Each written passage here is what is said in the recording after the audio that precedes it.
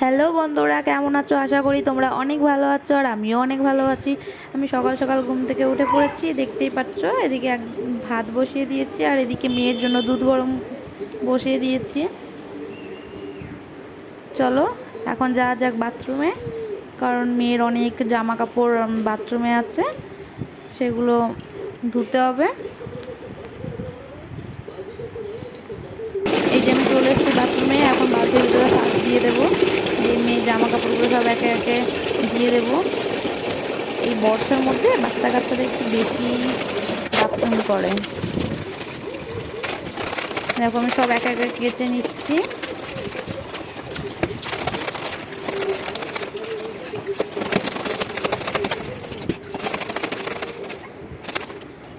সব একে একে আমি কেচে নেব।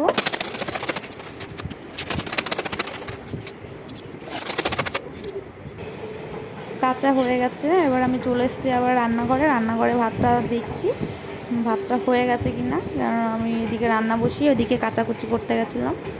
এখন ভাতটা হয়ে গেছে, আমি এখন ভাতটা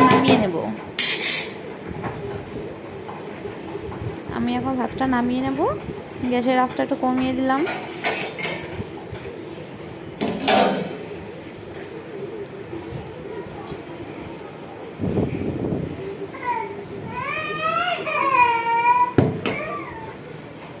আর এদিকে কালকে তরকারি ছিল রাত্রে, সেটা গরম করে নেব।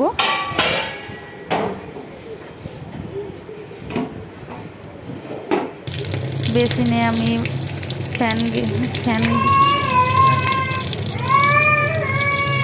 বেসিনে আমি এই যে ফ্যান গেলছি।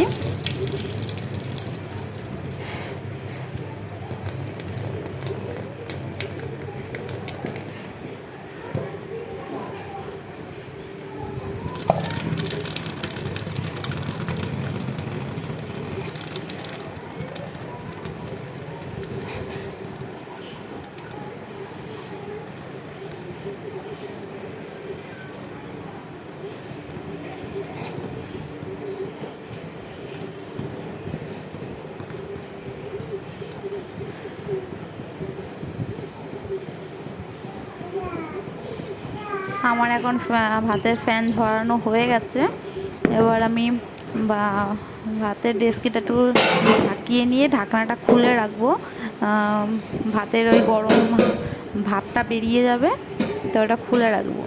ভাতটা বেরিয়ে গেলে কি ভাতটা ঝরঝরে হয়, ওই জন্য ঢাকনাটা খুলে রাখলাম। এদিকে রান্না বান্না হয়ে গেছে, আমি আবার স্নানটা করে নিয়েছিলাম, গামছাটা রাখতে এসেছিলাম সিঁড়িতে। আমি আবার ফের বাথরুমে গেলাম আমার নাইটি আনতে। নাইটিটা রেখে এসেছিলাম, ওটাই আবার আনতে গেছিলাম।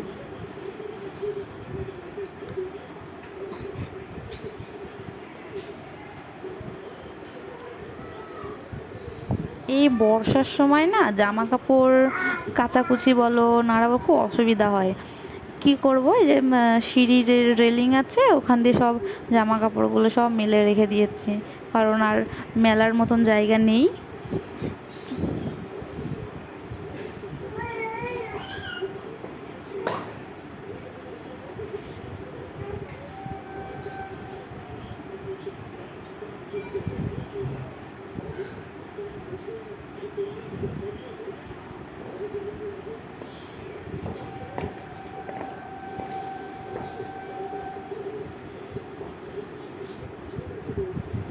এই যে আমি এখন মাথায় চিরুনি দিচ্ছি। মাথায় চিরুনি আমি দিনে মাত্র একবার দিই, হয় রাত্রেবেলা, আর স্নান করার সময় যদি দিলাম তো দিলাম, না দিলে রাত্রেবেলার দিকেই দিই। কারণ এত পরিমাণে চুল ওঠে আমার, যে আমার মানে চুল ওঠা দেখে আমার মাথায় চিরুনি দিতে ইচ্ছা করে না।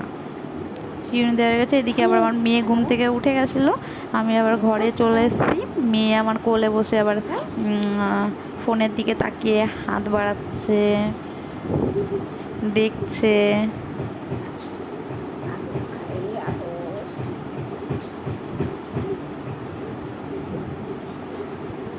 মানে ওর ঘুম থেকে উঠে আদর খেতে খুব ভালো লাগে।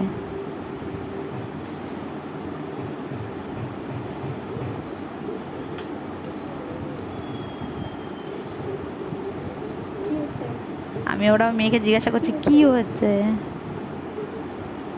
কথা বলছিলাম আমার মেয়ের সাথে, আবার আমাকে জড়িয়ে ধরলো আমার মেয়ে, কোলে শুয়ে পড়েছে। এত বদমাইশ করে সারা দিন, রাত্রেবেলা ঘুমাতে যাবে না, মানে বদমাইশের শেষ নেই। যেটা বারণ করা হবে সেটাই বেশি করে করবে। মানে ওরে সামলাতে সামলাতেই দিন পার হয়ে যায়, কখন নিজেই জানি না। আমার মেয়ে আবার তোমাদেরকে ডাকছে।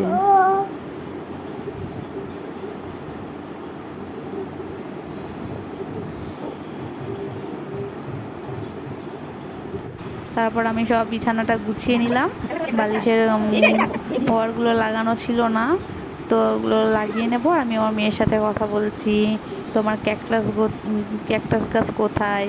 আমার মেয়ে বলছে এই যে।